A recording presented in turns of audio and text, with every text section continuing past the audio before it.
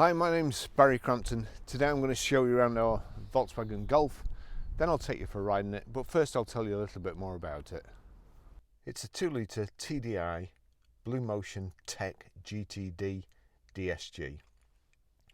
2016 on a 65 plate, has done 58,365 miles.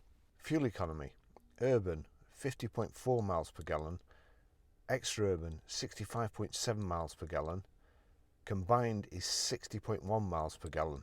Has a 0 to 60 time of 7.5 seconds, a top speed of 142 miles per hour, and a 4-cylinder 181 brake horsepower 16 valve engine. Road tax is very cheap at £30 per annum. Now we try and buy all the best examples of cars that we can, and when I say we, I mean John, because he buys them.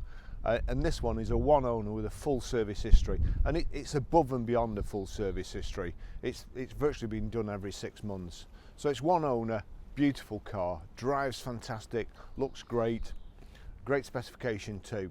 So GTD badges and the VW badge in chrome there on the front. You've got front parking sensors, the daytime running lights, 5 dual spoke diamond cut and piano black alloy wheels, the all important GTD badge on the side there, power folding door mirrors, the matte black window surrounds, rear privacy glass, the integrated tailgate spoiler at the top there, privacy glass in the back window of course, rear wash wipe, the VW badge doubles as the boot handle, the boot release, load cover, split rear seats. We've got a get your home spare wheel, not an inflator, so that's marginally better I suppose. Reversing sensors in the bumper there, the twin exhaust tips,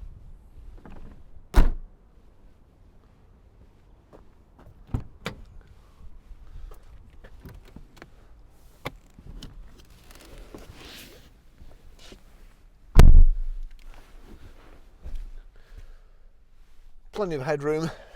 The usual problem with adults when you sit in the back seats of these cars these days, the designers put the headrest down, so obviously when there's nobody sat in the back, you've got a better view out the back window.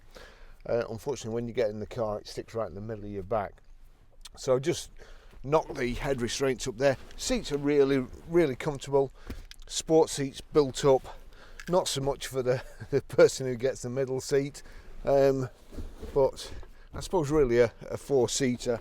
Nice armrest there and cup holders.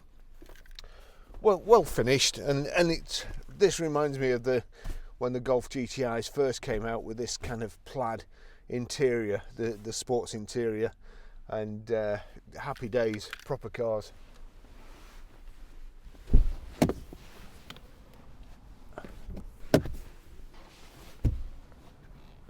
Okay, I'll just take you for a ride in it.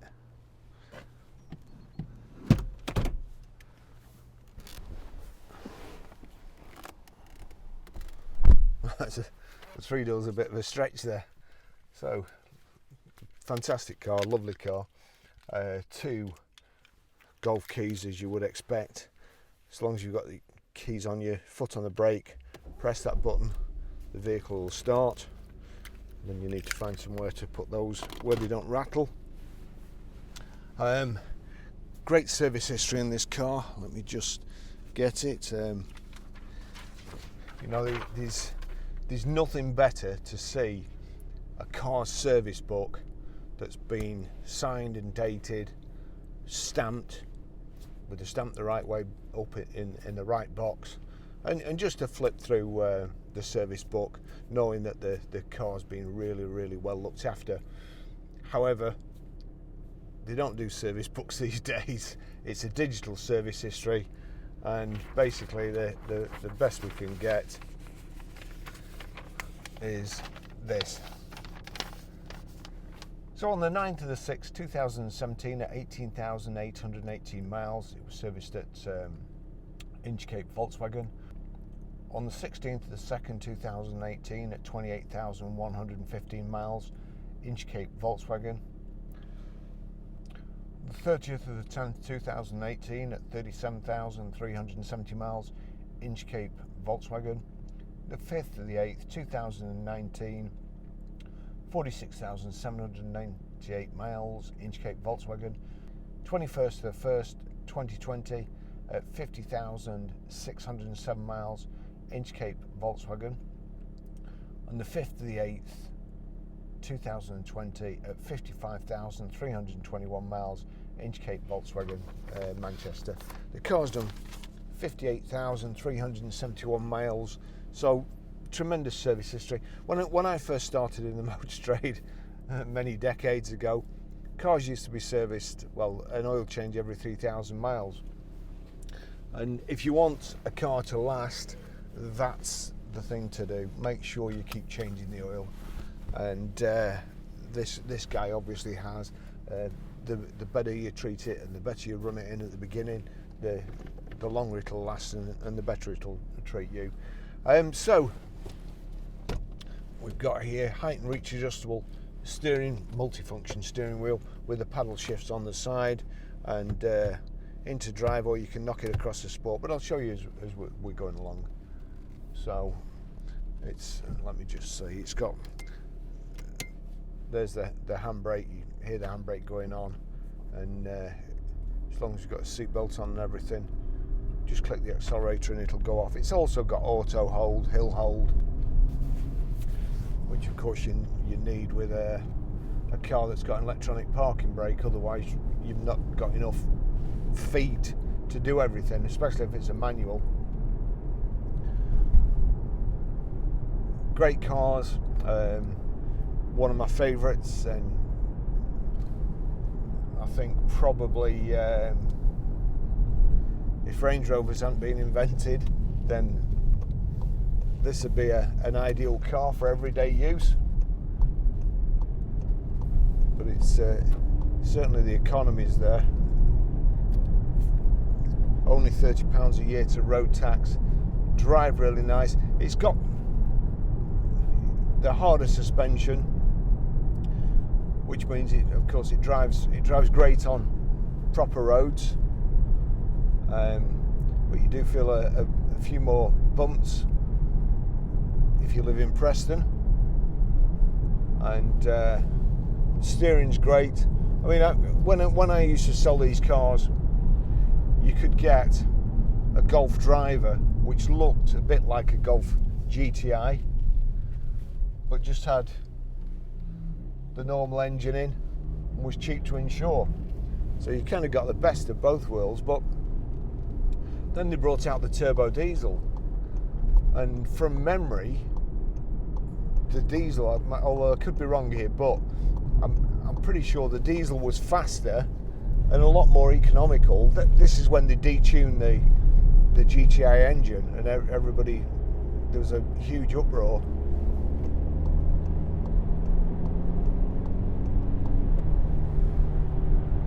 Now I will say with this car, I'm pretty sure that the tracking is slightly out.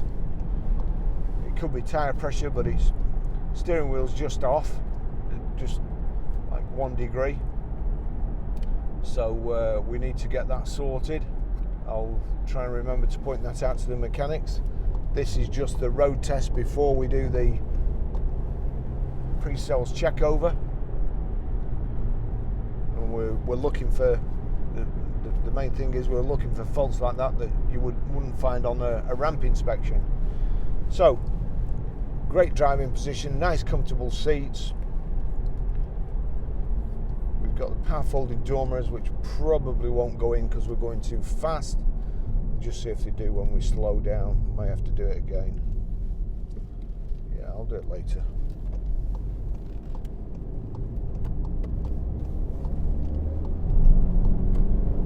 It's a really quick car. It's 60 miles an hour now. Nice and quiet.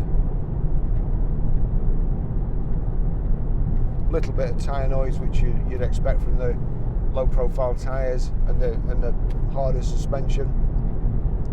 Nothing too intrusive. Nice kind of imitation carbon fibre effect insets to the dash and door cards. This is where the car's at its best, going around corners like so and hoping nobody pulls out on you.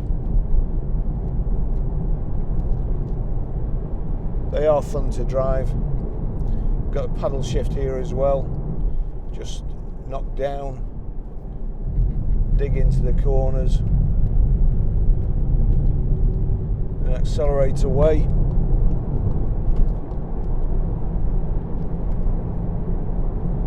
Cruise control on the left hand side. Just here you can change your information display, rev counter on the left, speedo on the right. In the speedo is your fuel gauge, and in your rev counter on the left is your coolant temperature gauge. The centre, your information display. And let me just check, yeah, speed, consumption, average consumption, showing 47.5 there, average consumption. This car is just as it's come in. It's not been clean. Oh, stop start, get off. Ah, dear me.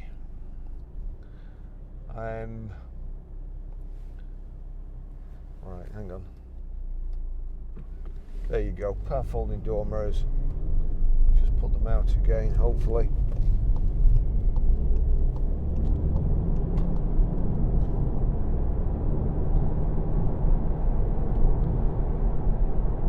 I do like Golfs, and especially the turbo diesel.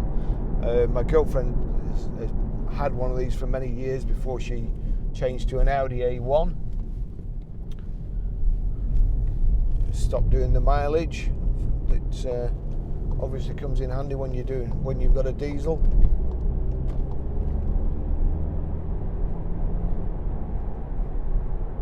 Superb to drive.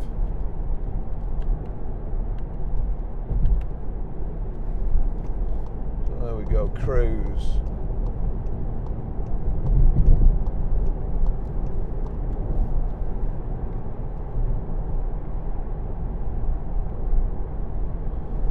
That, so it looks like it's Distronic 2. So there we go. We can set the cruise, and then let me just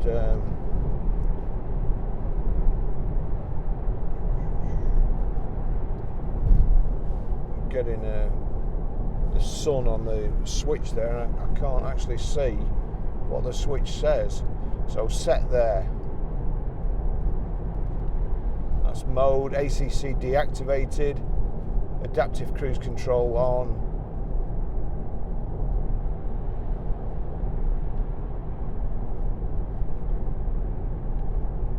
There we go. Just setting it to 70 miles an hour. And it's keeping me away, I think, from that car in front.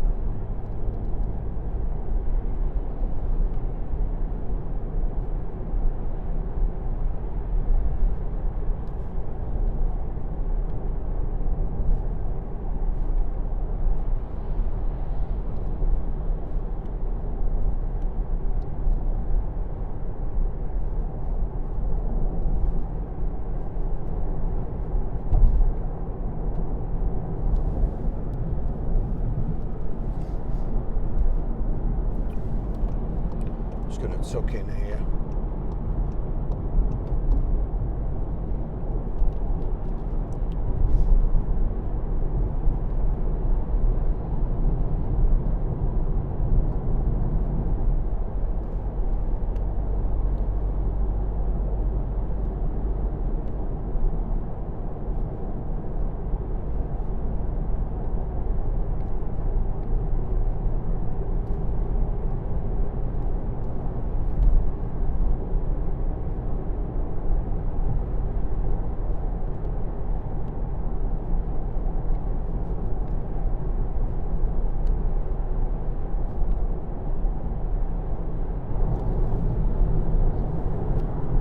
Set there, going off here, so it's a bit unfortunate, but if I click that, I should be able to reduce the, there we go.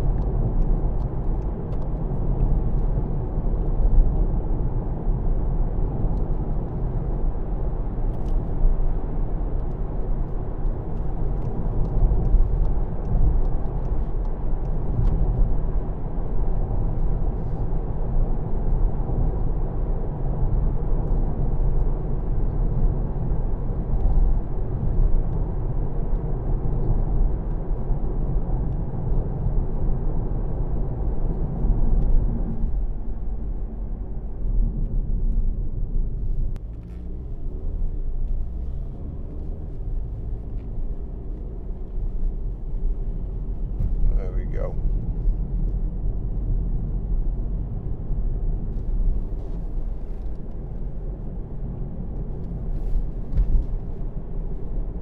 I remember driving the first Golf GTI, and it was one of our customers,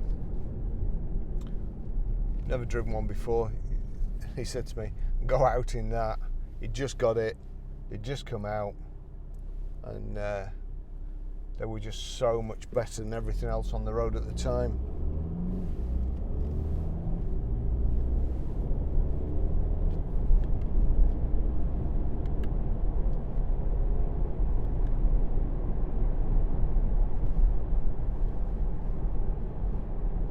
So there's cruise control set. Switch on there, set there. It's a bit complicated, I have to say. And then if you click that, you can actually set the distance you want to be from the car in front, like so, and it'll slow you down. If you get too close to the car in front, it'll slow you right down. It's just set at 45 miles an hour at the moment, 50 mile an hour limit there, nothing behind me.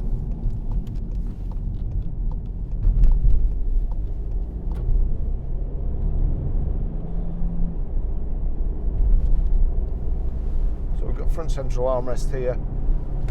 You can knock the gear selector across like so and change down like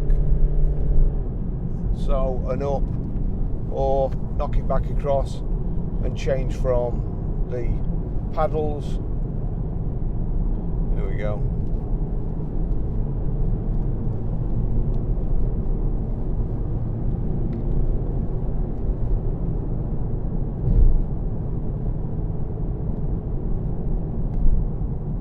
Pleasure to drive.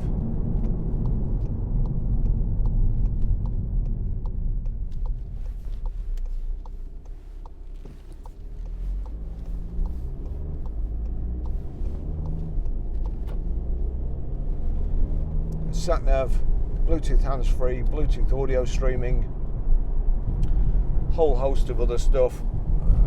You can see their car, your tyres and so on, and then you can touch that instead of sliding it across.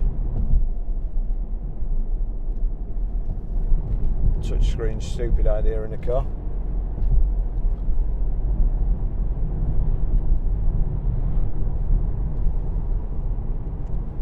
There we go, car, menu.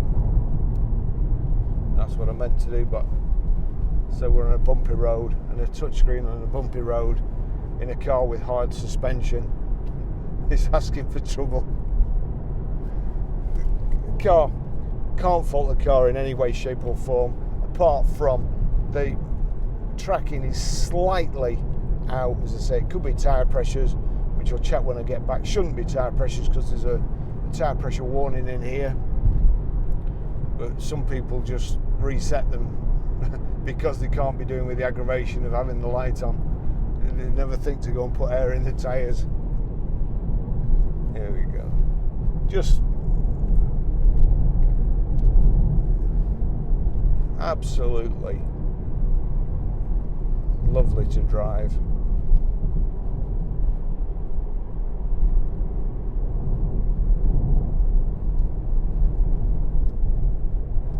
Very economical, good looking car, nice colour combination, grey metallic, and this say that's to me is going back to the old days, which is always a good thing in my book. It's got proper switches, or mostly proper switches, apart from this touchscreen sat nav. Your telephone controls on your steering wheel here.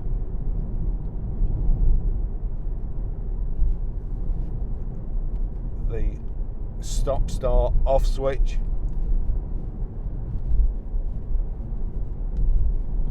Try as I might, I just don't understand why that's invented. The other day I was in a car and I was trying to turn across the road with traffic coming, and as you would normally do, you creep forward, put your foot on the accelerator, and it was an automatic, and every time there was a gap in the traffic, the car decided to switch off. It was just an absolute nightmare.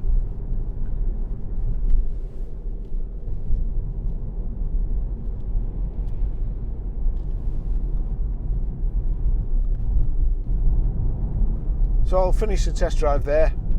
I'll show you when we get back how to set the sat nav, how to pair your mobile, how to delete a mobile, how to stream audio, and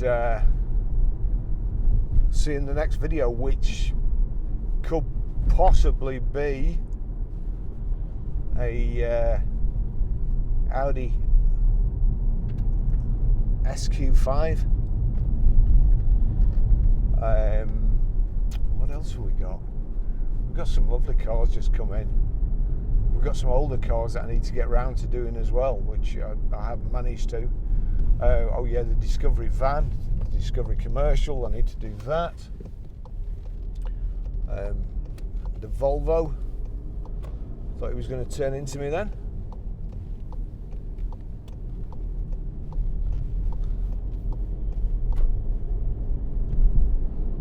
I've got to say, the steering on this is fantastic. Anyway, enough of that. I'll see you in the next video. Thanks very much for watching.